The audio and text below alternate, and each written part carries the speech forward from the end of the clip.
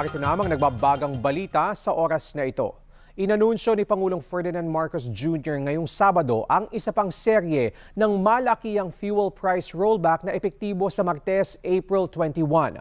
Ayon sa Pangulo, nasa halos 25 pesos ang bawas presyo sa kada litro ng diesel.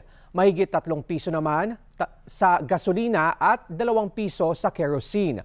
Panawagan ng Pangulo sa mga oil company ipatupad ng buo, tama at walang pagkaantala ang rollback. Dagdag ng Pangulo, tuloy din ang 10 pisong fuel discount para sa mga PUV, pati ang service contracting program. Sinabi rin ng Pangulo na ipatutupad ng Department of Transportation at Land Transportation Office ang 3 buwang extension para sa validity ng mga nag-e-expire na lisensya, student permit at rehistro ng sasakyan. Mas malaki ito kaysa sa rollback nung nakaraang linggo at malinaw ang ibig sabihin nito para sa ating lahat. May ginhawang parating. Hindi tayo titigil. Hindi tayo uurong. At hindi nating hahayaan na ang ginhawang ito ay hindi po makarating sa taong bayan.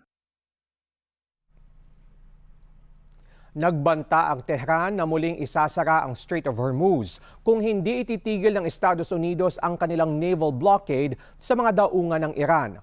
Ilang oras lamang ito mula nang ideklara ng Iran ang muling pagbubukas nito. Ayon sa Military Command ng Iran, muli nilang ipatutupad ang strict management o mahigpit na pagkontrol sa naturang mahalagang ruta ng langis. Iginiit ng Iran na paglabag sa umiiral na ceasefire kung magpapatuloy ang blockade ng US. Ang Strait of Hormuz ay itinuturing na world's most vital oil choke point dahil dito dumadaan ang halos 20% ng supply ng langis sa buong mundo. At yan ang mga nagbabagang balita sa oras na ito. Ako po si Rafael Bosano.